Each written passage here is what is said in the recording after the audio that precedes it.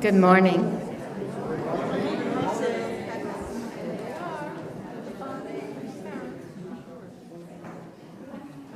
Good morning and welcome to First Parish Brewster. We are a Unitarian Universalist welcoming congregation of people of diverse philosophies and beliefs, people of various cultures and races, sexual orientations, gender identities, abilities, and socioeconomic backgrounds. Whoever you are, wherever you are on your path, may this be a place of rest and restoration on your journey. I'm Wilderness Sarechild, happy to be welcoming you to the service today with our worship leader, Chuck Medansky, and our music director, Kaisa Fern. Our services are recorded and available on our YouTube channel midweek. Masks are now optional in worship, but in the back right-hand corner there, my right-hand corner, that's a space where masks are required. Here at First Parish, we welcome and celebrate the noises, movements, and mirth that little ones bring to our worship as equal and valuable members of our community. But please do silence your cell phones. For those of you who may be first-time visitors this morning, welcome. If you would like to learn more about First Parish Brewster, please fill out a welcome card found in the back of the pew in front of you and place it into the offertory basket at the time that comes around. A big welcome to those watching at home. We're so glad you're here. Welcome on this morning, which we make sacred by our presence together. Now, in community news announcements, Chuck has an announcement from the search committee. Hello. As many of you know, we are now in the process of searching for a new settled minister. And you can now sign up to attend a small group cottage meeting to share your thoughts with and ask questions of members of the Ministerial Search Committee. You can sign up over the next few weeks, either by using a link that you'll find in the angle or a paper sign-up in the parish room after church. And in case you'd like a refresher on who's who on the Ministerial Search Committee, will the members of the Search Committee who are here please stand? Okay, and so Margaret Rice-Moyer, wave to the crowd, great. Yeah, Julia Ann Roth. Okay, our fearless chairperson, Diane Panseri. Chris Yerby, Judy Gillette, and Laura Gill, there you are. Okay, and moi. Okay, thank you.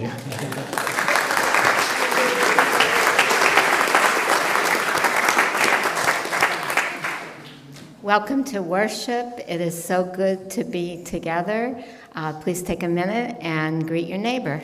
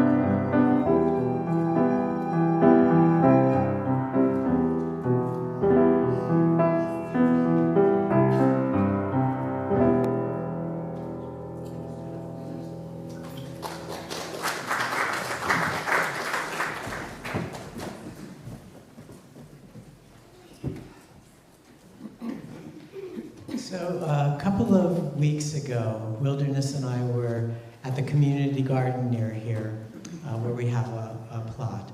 And we had our 7-year-old granddaughter with us. And so I was just saying to her, you know, when you grow up, do you want to have your own garden? And she said, I don't think so. I said, well, why not? She says, plants are boring. I said, well, you know, you were really excited when you planted the carrot seeds with us, right? And I know you were excited to harvest them and when you ate them, right? She said, yeah. I said, so what's the problem? She says, but in between, nothing happens. I said, well, you know, in between, I like to come to the garden and watch them grow and talk with the plants. She says, Grandpa, plants don't talk.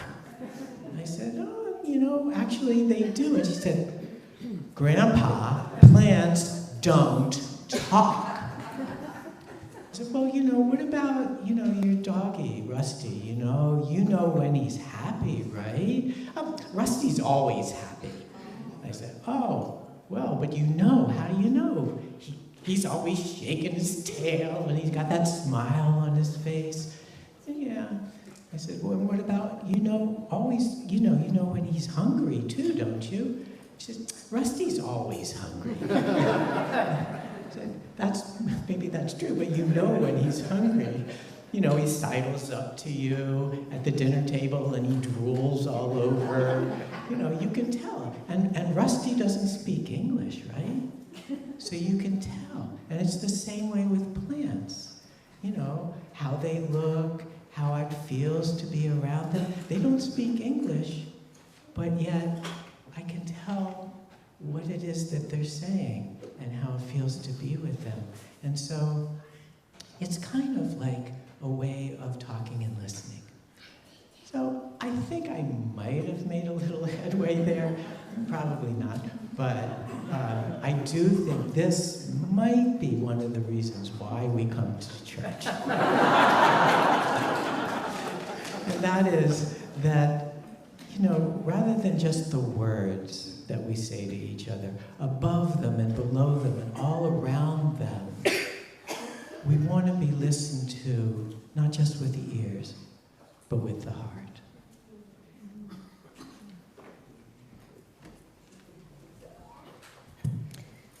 We light our UU chalice this morning, mindful of the devastation that Hurricane Helene left in her wake, the ongoing suffering and deaths of the people in the Middle East and Ukraine, and the feelings of both hope and dread during this last month before the presidential election.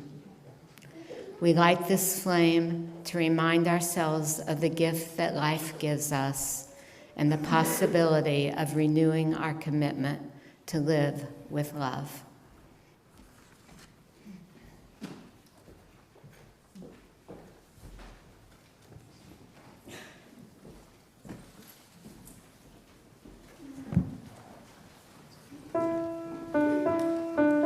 Good morning. Good morning, yes. We are going to sing together hymn 389. It's in the gray hymnal, gathered here. I'd like to split us into parts. For this, we'll sing it through together first a few times, and then we'll go into parts. So this is part one, with part one from what you just sang. Part two is right here, including the balcony, and part two, and then we have part three right here, and part four includes the balcony. So let's rise in body or spirit, and we'll sing it together a few times.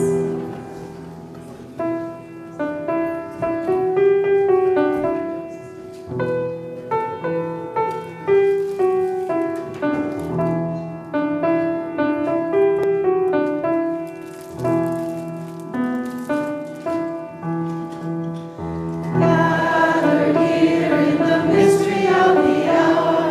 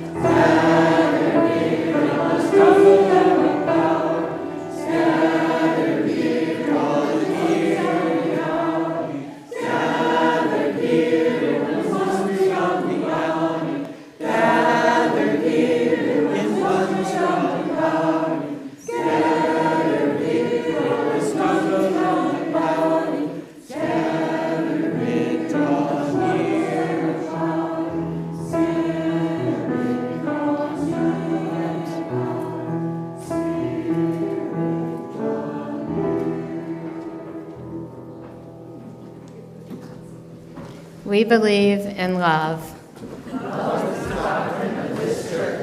We believe in truth. Quest for truth is its sacrament. We believe in helping others. And service is our prayer. We believe in the sacredness of life. To the end that all souls shall grow into harmony with the divine.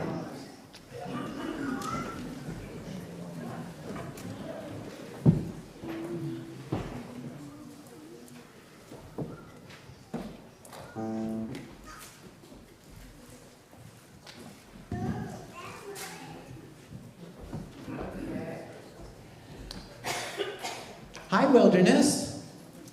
Hi. Gotta use your mic, honey. Hi. How are you? Fine. Now, for those of you who might have been watching, does Wilderness seem fine? No, she doesn't. Well, what do you think I should do? Give her a hug. That's one suggestion. Okay, give her a hug. Any other suggestions? Ask her what's wrong. Okay. Wilderness, you seem sad. Are you sad? Maybe.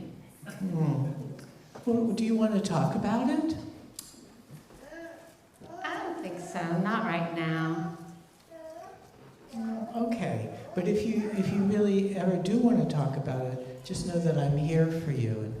And would it be all right if I checked in with you maybe tomorrow and see how you're doing? I guess so. Okay. All right. So now check out this next interaction that we're going to do. Hi, Chuck.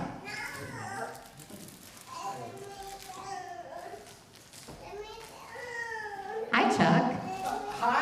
Hi, Wilderness. What you doing? Nothing. Not me. Mm-mm. Do you think Chuck is doing nothing? No. So, what should I say to him? What should I do?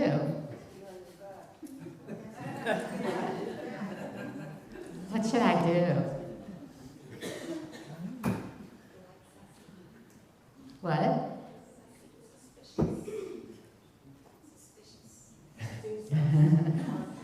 She thinks I'm acting suspicious.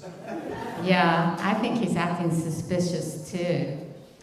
Well, maybe I'll just say, hey Chuck, what's that behind your back? It's a cookie. Looks tasty.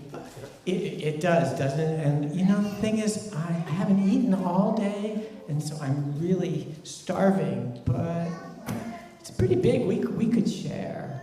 Oh, that's sweet of you, but actually, I just had a dessert after my lunch, so you're starving, so you get to eat the whole thing. But thank you for offering. Oh, well, thanks, Willie.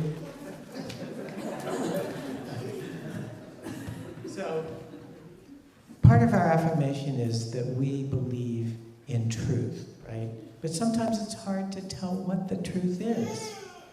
And it's important to notice when you think somebody's not telling the truth.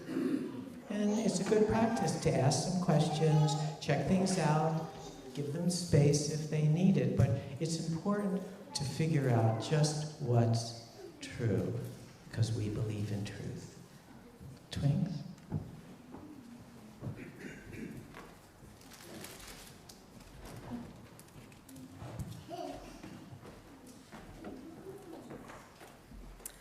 Before we sing our children out, we are going to bring back our lantern lighting tradition, where we carry the flame of this chalice downstairs to our children's worship. Do I have a volunteer to light the lantern? Edie, you want to do it? Great. And then once the lantern is lit, we'll sing our children out.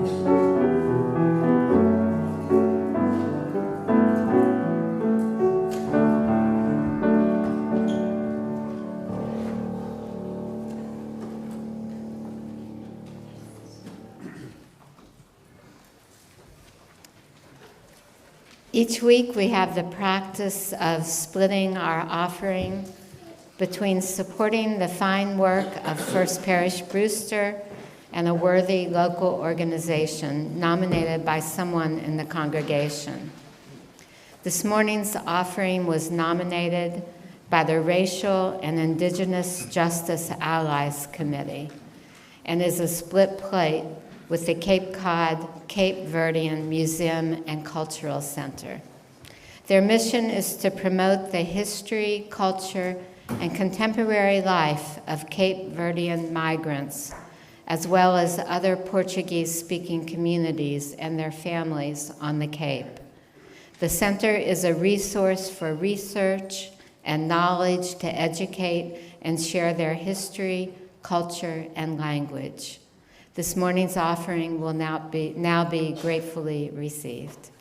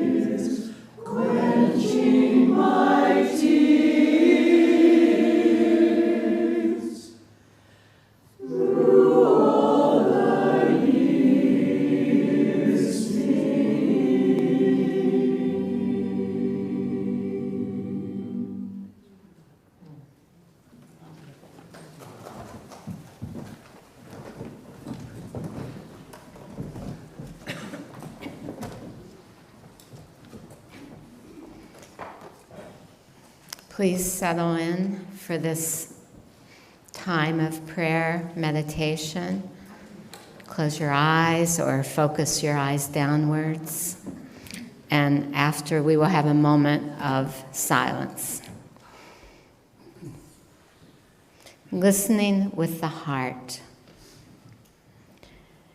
Maybe prayer doesn't mean talking to the God of our understanding at all.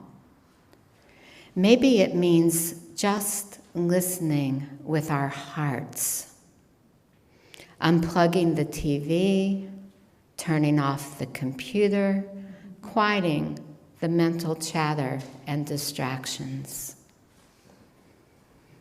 Maybe it means listening to the birds and insects, the wind and the leaves, the creaking and groaning of the trees, noticing who else is out there, not far away, but nearby, sitting so still we can hear our heartbeat, watch our breath, the gentle whoosh of air, the funny noises from our own insides, marveling at the body we take so much for granted. This kind of listening may be associated with our ability to hear through our ears or see with our eyes, but really, it is a whole body sensation that can be heard as actual sounds, or as vibrations, or as intuition. Maybe prayer means listening to our dreams, paying more attention to what we really want from life, and less attention to all the nagging, scolding voices from our past. Or maybe it's all about listening to each other with our hearts, using either our ears to hear the words or using sign language, not thinking ahead to how we can answer or rebut or parry or advise or admonish, but actually being present to each other. Perhaps if we just sit quietly, we'll overhear a peace whispering through the centuries that's missing from the clamor of the moment.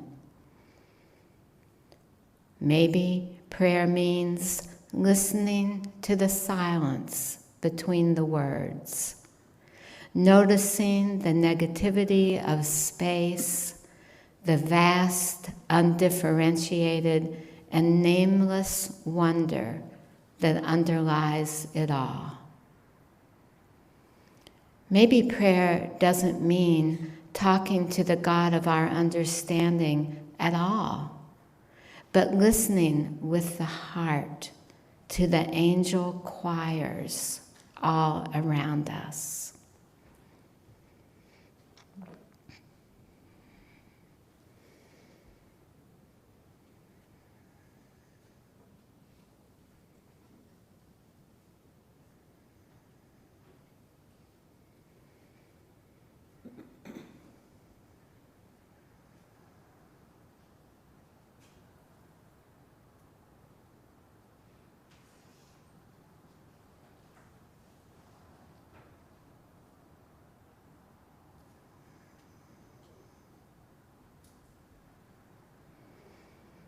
May the silence we have shared together hold us all in peace and love.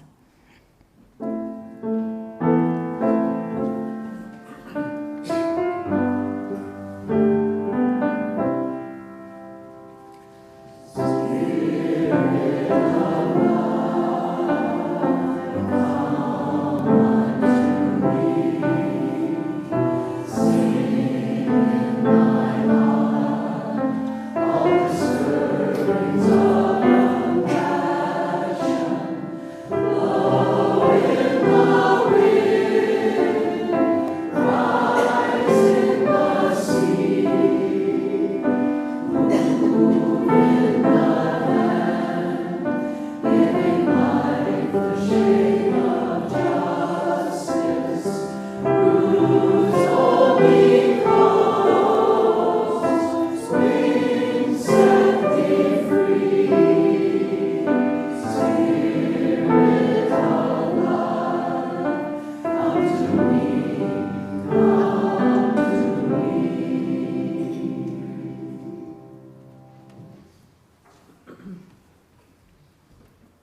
The Summer Day by Mary Oliver. Who made the world? Who made the swan and the black bear? Who made the grasshopper? This grasshopper, I mean, the one who has flung herself out of the grass, the one who is eating sugar out of my hand, who is moving her jaws back and forth instead of up and down, who is gazing around with her enormous and complicated eyes. Now she lifts her pale forearms and thoroughly washes her face. Now she snaps her wings open and floats away. I don't know exactly what a prayer is. I do know how to pay attention, how to fall down into the grass, how to kneel down in the grass, how to be idle and blessed, how to stroll through the fields, which is what I have been doing all day. Tell me, what else should I have done? Doesn't everything die at last and too soon? Tell me, what is it you plan to do with your one wild and precious life?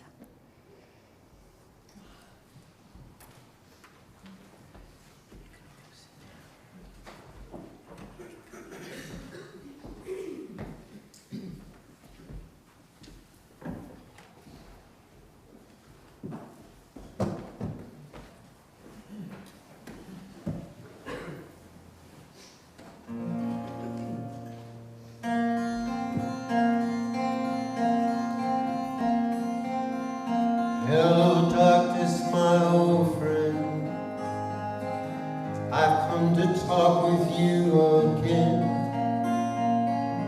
because a vision softly creeping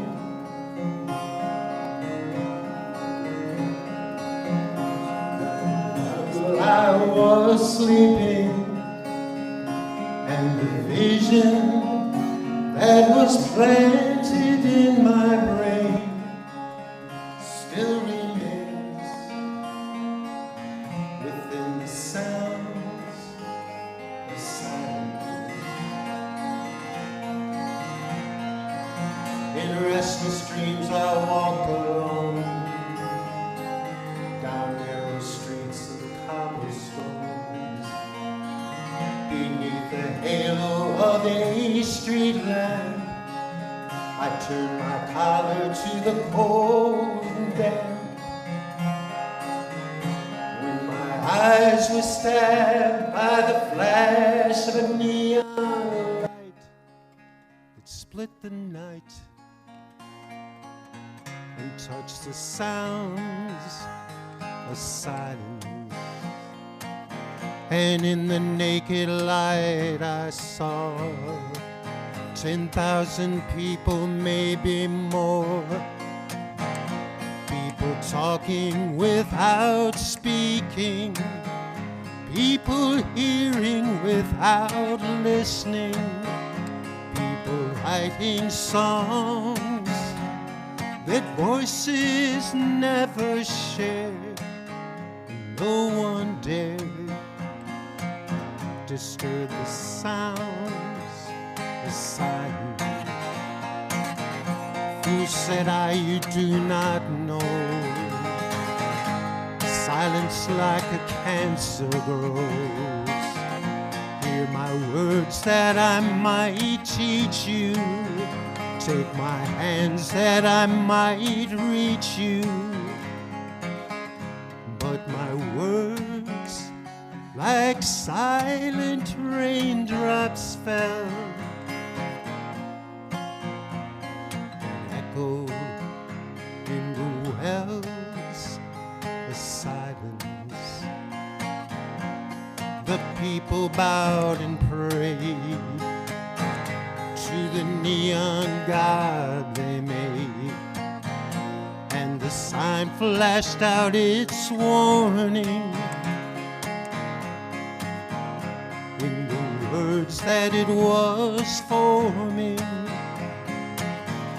And the sign said the songs of the prophets are written on the subway walls and tenement halls, and whispered in the silence of silence.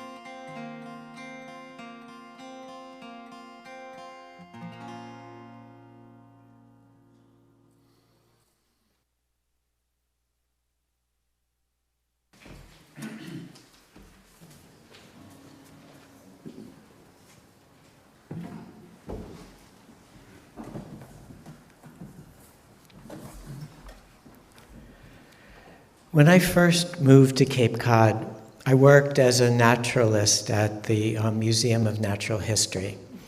And one of my mentors there asked me, in a mocking way, what's the difference between deep ecology and ecology? And I honestly can't remember what I said then, but if I had to answer him now, I'd say ecology is thinking about how creatures interact with one another and the environment. Deep ecology is the realization that all beings, including human beings, are the environment, that the earth itself is alive, and that this realization changes how we relate and behave towards each other and the more than human world. Not as an us versus them, but as a we, not as I and it, or even I and thou, but as us. So what's the difference between listening and deep listening? Like in our Time for All Ages, it means to hear or see beyond the words, not just the sound in our ears, but our connection, how we resonate and respond to one another in the moment, listening with the heart. Think of a normal conversation. Most of the time, we're just waiting for a chance to say what we want to in return. A deeper opportunity is for us to put that thought aside, and believe me, I know the anxiety that it's not going to come back around again. And just relax. Notice and be attentive to what you feel in your body, what you notice in their body. Deep listening is listening without an agenda, not to solve other people's problems, not to convince or be convinced, but to just be present and aware and alive together. The results can be surprising. You see? A few years back now, I wrote some letters to the editor about immigration, and I got the usual anonymous hate mail in return. But one of those letters was actually signed with a return address. So I wrote to the fellow and I invited him to meet up at the Snowy Owl. And we met and we chatted about our families and gardens and such. And then I asked him why he was so adamantly opposed to immigration. It turned out that his brother had died of an overdose, and he blamed that death and the drugs on immigration. We didn't get too much farther into our disagreements. I said I was sorry for his loss. We stayed in touch a bit longer after that, but we never met again. But it did help me to understand the grief that was driving his anger and his passion. I still disagree with his politics, but my disagreement is also touched by this unresolved grief. It changes how I would say no to him. Deep listening isn't only about other people. Like in our opening words, it's about going beyond the name of a tree or a rock or a critter and experiencing what it feels like to be around them. The same way certain people attract you, so the natural world calls to you if you're listening. It's always good to have a tree as a friend. And just like getting to know another person, your relationship with that tree or creature is going to be unique. I myself love tupelo trees. The liquid gesture of their branches, how they huddle to create community, their je ne sais quoi. These trees just break my heart. Like in the prayer that goes, "Thou shalt love creation with all thy heart and soul and might, and these words shall be upon thy heart." And the student asks, why upon thy heart? Why not in thy heart? And the teacher answers, because even God can't put words into our hearts, but places them on our hearts, knowing that one day our hearts will break open and the words will fall in and take root. That's how tupelo trees break my heart. I've practiced something called plant spirit medicine for a while now. It's a combination of 5-element acupuncture and, well, talking to plants. I approach a new plant the way you might approach a new neighbor. Bring over a plate of cookies, or in the case of a plant, a small offering of tobacco that I grew. I introduce myself and my intention to get to know each other and maybe work together in the realm of healing. If it feels like I'm welcome, and it doesn't always, I sit quietly for some time and then just notice what happens around us, what it feels like to be together, what the form of the plant evokes in my body. Emotions, physical sensations, memories, story, song, it's all part of a silent conversation, like a dream unfolding. The willow tree once offered a song to me to help a client dealing with her deep grief. I used a poem that I wrote with evening primrose to help a friend cope with the hard work of mothering. Fire Pink told a story to bring back a love of life to someone who was suffering from depression. In return, I offered the plants thanks, gifts, and my commitment to deliver the medicine to those of my people who might need it. Practices like meditation, ways of finding quiet and stillness within oneself, help us to get good at deep listening. Ultimately, spiritually speaking, we're listening for what life wants to unfold in us and through us, because it's life that's living us and not the other way around. The last kind of deep listening I want to talk about is listening to ourselves. Viktor Frankl, a philosopher and Holocaust survivor, once wrote, "Between stimulus and response, there is a space. And in that space is our power to choose our response. And in our response lies our growth and our freedom." As a psychotherapist, part of my work has been with men with violent and controlling behavior. But even before that, I had to learn to deal with my own impatience and defensiveness. My wife, Wilderness, tells me I've gotten better over the years, which means I'm failing a little less often. So I'd like to offer a little advice on this score.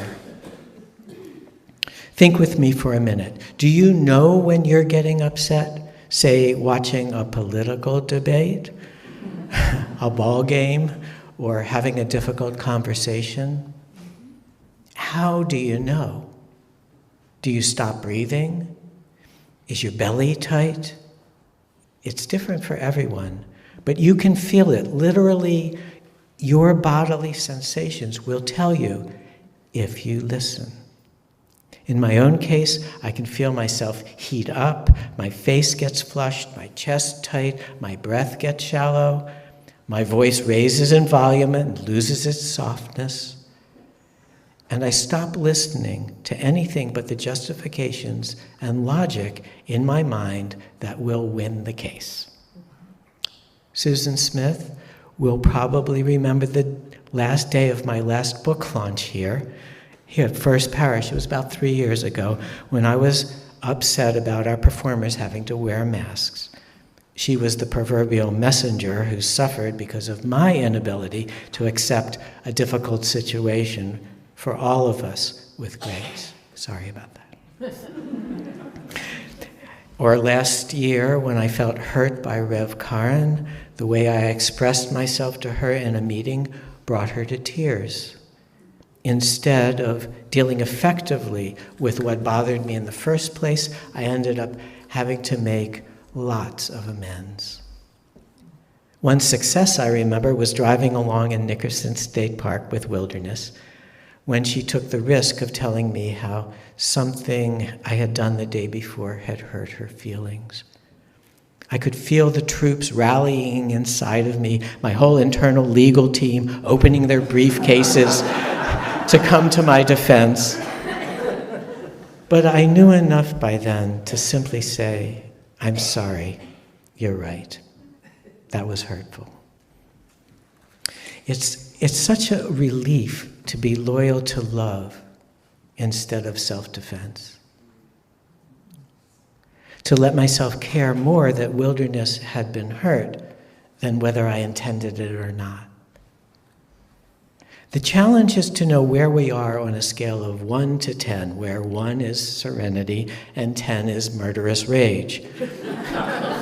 Because at about a 4, we lose the ability to listen to ourselves or anyone else. And what we lose is the choice and freedom that Frankl talked about. And the trick, of course, is to stay calm, or if not, take a time out at about a 3.5. By time out, I don't mean screw you, storm out, and never talk about it again. I mean, say what you're doing, take a brisk 10-minute walk, get the endorphins going, get through all your crazy thoughts, and calm down enough to be able to do 3 things. See what you agree with, or what's true in what the other person is saying. See where you were wrong and what you might need to apologize for. And be able to communicate clearly what your needs are. Then you'll be able to listen deeply enough to hear what their needs are and what's driving their anger or passion. I'm not saying never be angry. Anger is springtime energy. It moves the blade of grass through the concrete to the light. It helps us move through the obstacles to our growth. But how do we take care of ourselves around our anger? Can we listen deeply enough to ourselves to take responsibility for our state of mind and get back to a place of listening and choice and power and freedom? I actually believe that our future depends on this skill. And it's something we all can do if we choose to make deep listening a practice. May it be so. Amen and blessed be.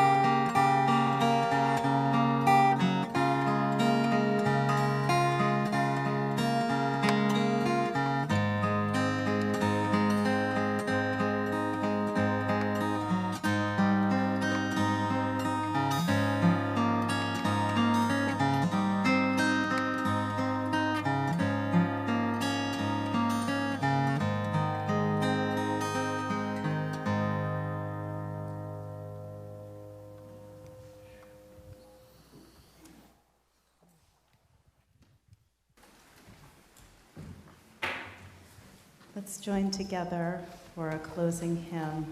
This is in the Gray Hymnal 112, Do You Hear? Please rise in body or spirit.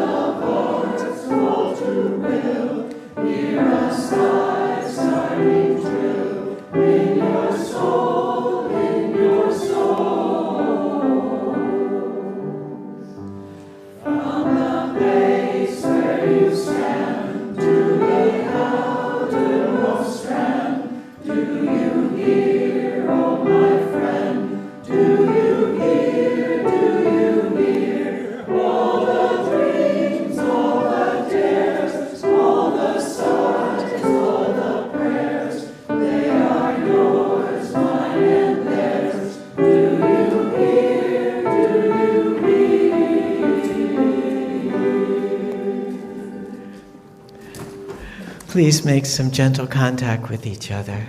Join hands.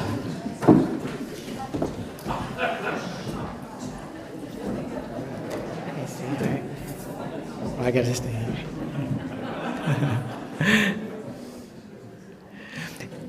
Mary Oliver wrote that the real prayers are not the words, but the attention that comes first. So let us attend to one another. Let us attend to the more than human world. Let us attend to life, which is living us, and asks of us to learn this one deep truth, that deep attention and love are one and the same thing. Go in peace and enjoy each other's company. Blessed be.